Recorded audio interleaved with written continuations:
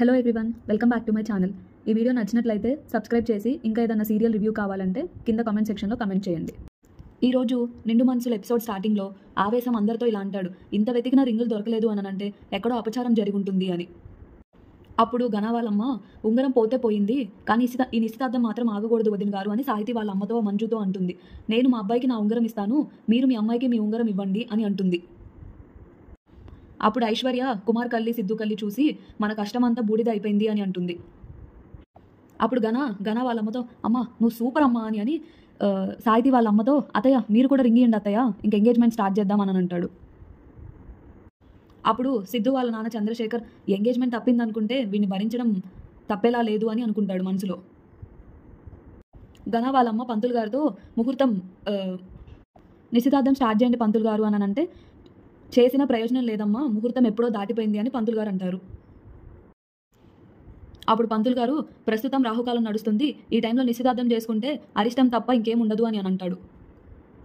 వీళ్ళ వైవాహిక జీవితం అస్సలు బాగోదు అని అంటాడు. తర్వాత ఇంకేదైనా మంచి ముహూర్తం చూసుకొని అప్పుడు పెట్టుకోండి అమ్మా అని పంతులు అంటారు. అప్పుడు అత్తయ్య గారు, మావయ్య గారు, సాహితి మీరందరూ నన్ను క్షమించండి, దేవతలే దిగి వచ్చి నాకు వరం ఇచ్చారు అనుకున్నాను. సాహితీ లాంటి మంచి లక్షణాలు ఉన్న అమ్మాయి నాకు భార్యగా వస్తుంది అనంటే నా స్థాయి మించి మీ ఇంటి వాడిని అవ్వాలనుకున్నాను, కానీ నేను చేసిన ఒక చిన్న పొరపాటు బావగారు మనసును విరిచేసింది, అందుకే ఈ నిశ్చితార్థం జరగకపోతే బాగుండు అని బావగారు అన్నారు. అయినా పెద్ద మనుషులు మీ ఇద్దరు ఒప్పుకున్నారు. నా వల్ల ఈ అన్నా చెల్లెల మధ్యలో ఎడబాటు రాకుండా ఉండాలని ఈ నిశ్చితార్థం మీ కెఫేలో జరిపించమన్నాను. అలా అయినా సాహితీ కళ్ళల్లో ఆనందం చూడాలి అనుకున్నాను. నేను మీలాంటి మంచి వాళ్ళకి అల్లున్నయ్యే యోగ్యం నాకు లేదనుకుంటా అత్తయ్య అని అంటాడు. అయినా ఏం పర్లేదు అత్తయ్య, మీ సంతోషం కోరేవాడిని నేను, మీకేం కావాలి అనన్నా నేను ఎప్పుడు మీకోసం ఉంటాను అని అంటాడు.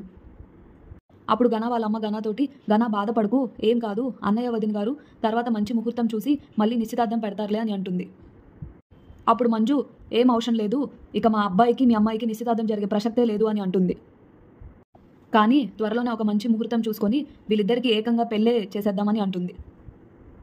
అప్పుడు అత్తయ్య గారు మీరు దేవత అత్తయ్య అని వెళ్ళి తన కాళ్ళ మీద పడతాడు. అప్పుడు సాహితి వాళ్ళ నాన్న మంజు ఏంటి ఇదంతా అని అంటే అప్పుడు మంజు మీరు ఈ విషయంలో ఇంకెవరేం మాట్లాడినా నేను విననండి అని అంటుంది. సాహితి వాళ్ళ నాన్న మంజుతోటి మంజు నువ్వు ఇన్నాళ్ళు ఎప్పుడు తప్పు చేయలేదు, కానీ నాకెందుకు నువ్వు ఇప్పుడు తప్పు డెసిషన్ తీసుకున్నావేమో అనిపిస్తుంది అని అంటాడు. అప్పుడు మంజు తప్ప నేనేం చేశానండి అని అంటే మరి నిజమే కదా, నిశ్చితార్థం ఆగిపోయినా కూడా నువ్వేమాత్రం ఆలోచించకుండా మన సాహితిని ఆ ఘనాకి ఇచ్చి పెళ్లి చేస్తానని మాట ఇచ్చేశావు అని అంటాడు. నువ్వు ప్రతిదీ అంత శాస్త్రవేత్తంగా జరగాలి అని కోరుకుంటావు కదా, మరి ఇప్పుడు ఎందుకు ఇలా చేస్తున్నావు అని అంటాడు. చూసావు కదా ఆ ఘనాని ఒక్కొక్క టైంకి ఒక్కొక్కలా బిహేవ్ చేస్తున్నాడు, కరెక్ట్గా నిశ్చితార్థం టైంకి రింగులు కూడా కనిపించకుండా పోయాయి అని అంటాడు. అవి కూడా ఘనా వల్లే పోయాయి అని అంటాడు. ఇవన్నీ పక్కన పెడితే అసలైంది ముఖ్యమైనది, ఈ నిశ్చితార్థం అంటే మన సిద్ధుకు అసలు ఇష్టమే లేదు. తన చెల్లిని ఎంతో ప్రేమగా చూసుకునేవాడు, ఈ నిశ్చితార్థం వద్దు అంటున్నాడు అనంటే మనం ఎంతో ఆలోచించాలి కదా అని అంటాడు. ఇప్పటికైనా మించిపోయింది ఏం లేదు, ఈ పెళ్లిని వద్దని చెప్పేసే అని అంటాడు. అప్పుడు మంజు లేదండి ఈ పెళ్లి జరగాలి, జరిగి తీరాల్సిందే అని అంటుంది. మీరెప్పుడు సిద్ధు సాహితి కలిసి ఉండాలి, మనమంతా ఆనందంగా ఉండాలని చూస్తారు కదా, కానీ సిద్ధు దూరంగా ఉండాలి అని చూసినా కూడా ఘనానే కదండి వాళ్ళిద్దరిని కలిపాడు అని అంటుంది. సిద్ధుకి ఇష్టం లేకపోయినా తన కేఫ్లోనే నిశ్చితార్థం పెట్టాడు. సిద్ధు ఆవేశంలో ఘనాన్ని ఎన్ని మాటలు అన్నా కూడా తను తిరిగి ఒక్క మాట కూడా అనలేదు సిద్ధుని. పైగా నిశ్చితార్థం ఆగిపోయినా తను మన ఇంటివాడు కాలేనందుకు ఎంతో బాధపడుతున్నాడు. మనకేం కావాలన్నా కూడా చేస్తా అన్నాడు, ఇన్ని మంచి లక్షణాలు ఉన్న అబ్బాయిని మన సాహితికి ఇంతకన్నా ఎవరు తీసుకురాగలుగుతారండి అని చెప్తుంది. అందుకే మన అమ్మాయికి మనంత ప్రేమాభిమానాలు దక్కాలి అంటే తనకి ఘనానే కరెక్ట్ అని చెప్తుంది. నేను ఆల్రెడీ నిర్ణయం తీసేసుకున్నాను, ఇంకా విషయంలో మీరు నన్ను కన్విన్స్ చేయాలని చూడొద్దు అని విజయ్తో అంటుంది. తర్వాత సిద్ధు ప్రేరణతో ఎవరు చేశారో ఎందుకు చేశారో కానీ బాగానే గట్టిగానే ట్రై చేశారు అని, నువ్వేమన్నా ఆపాలని ట్రై చేసావా సిద్ధు బాబా అని సిద్ధుతో అంటాడు. అప్పుడు సిద్ధు అవును నేను ఈ నిశ్చితార్థాన్ని నేనే ఆపాను అని అంటాడు. ఇప్పుడేంటి అంటే అప్పుడు అది చూసావా నిజం దానంతటా అలా బయటకు వచ్చేసిందో అని అంటాడు. మరిందాక అందరి ముందు ఏం తెలియనట్టు అంత అమాయకుల్లా ఉండిపోయావేంటి బావా అని అంటాడు. అవునులే నన్ను ఎదవం చేయాలని కామ్గా ఉండిపోయి ఉంటావు అని అంటాడు. అసలు నా పాటికి నేను నిశ్చితార్థం చేసుకుంటుంటే నీకు వచ్చిన ప్రాబ్లం ఏంటి అంటే అప్పుడు సిద్ధు ఎందుకంటే నువ్వు నా చెల్లిని చేసుకోవడం నాకు ఇష్టం లేదు అని అంటాడు. అప్పుడు ఎందుకంటే నేను నీచుణ్ణి దుర్మార్గుణ్ణి రాక్షసుణ్ణి అంతేకాదు సిద్ధు బావా అని అంటాడు. గన సిద్ధుతోటి, సిద్ధు బావా, నువ్వు నన్ను మరీ అపార్థం చేసుకుంటున్నావు. మనిషికి 2 కోణాలు ఉంటాయి. అవసరాన్ని బట్టి ఒక్కొక్క కోణం బయటకు వస్తుంది అని అంటాడు. నాకు స్వార్థం అనే కోణం ఉంది. నేను ఎదగడానికి ఏదో చిన్న చిన్న తప్పులు చేస్తూ ఉంటాను. అంతే కదా, అయినా తప్పులు చేయని మనుషులు ఉంటారా సిద్ధు బావా అని అంటాడు. తప్పులు కాదు, నువ్వు క్షమించరాని నేరాలు చేశావు. అమాయకురాలైన ప్రేరణని నీ మనుషుల చేత కిడ్నాప్ చేయించావు. మేము నీకు భయపడకపోయేసరికి అనవసరంగా నీ చీప్ ట్రిక్స్ తోటి మా వాళ్ళకు దగ్గరయ్యావు.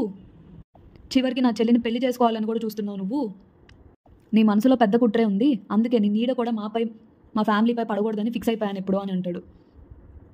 అప్పుడు గన సిద్ధుతోటి, అయ్యయ్యో సిద్ధు, పరిస్థితులను బట్టి మనుషులు మారుతారు. అలానే నేను కూడా మారిపోయాను సిద్ధు అని అంటాడు. అందుకే నీ చెల్లెల్ని ఇష్టపడ్డాను, తనని పెళ్లి కూడా చేసుకోవాలనుకుంటున్నాను అని చెప్తాడు.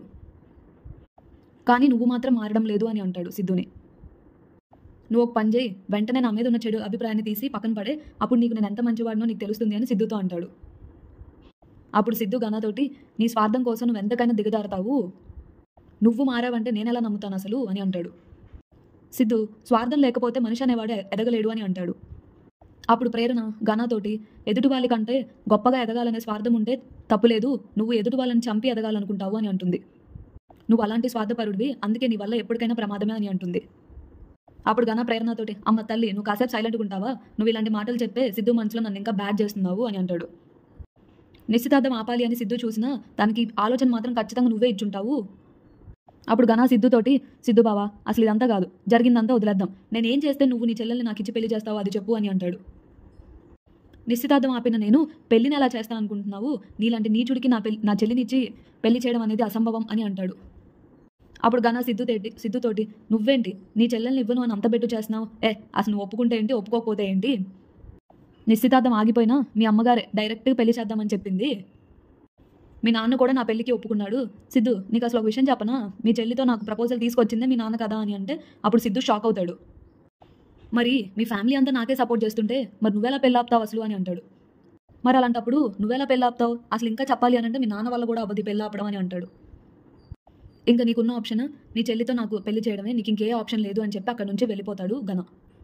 తర్వాత సిద్ధు వాళ్ళ నాన్న మీద కోపంతో అక్కడి నుంచి కోపంగా బయలుదేరుతుంటే ప్రేరణ, సిద్ధు ఆవేశపడకు సిద్ధు, కొంచెం ప్రశాంతంగా ఆలోచించు అని అంటుంది. అప్పుడు సిద్ధు, ఆవేశపడకుండా ఉండడానికి అంత టైం లేదు ప్రేరణ, ఇప్పుడు ఈ సమస్యని ఈ క్షణమే పరీక్షించి తీరాల్సిందే అని అంటాడు.